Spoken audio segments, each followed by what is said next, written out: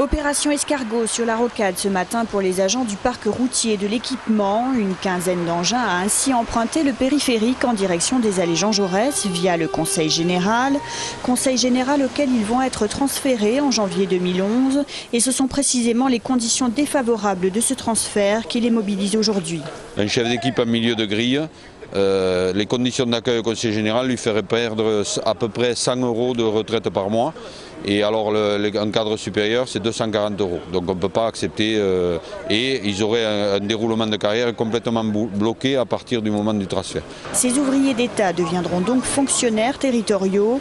Ce manque d'équivalence entre les deux statuts concernerait près de 150 ouvriers en Haute-Garonne. Des ouvriers dont la mission vient en appui des agents de la route pour ce qui concerne notamment les revêtements et les élagages. Ils assurent quand même une mission de service public vachement importante et sur les questions de sécurité, puisqu'ils interviennent sur le service hivernal, les tempêtes, etc. Ils sont intervenus dans les tempêtes dans les départements voisins, c'est tout un réseau qui est constitué. Une délégation a été reçue en fin de matinée par un membre du cabinet du préfet. Eux demandent toujours la mise en place d'un statut commun aux deux fonctions.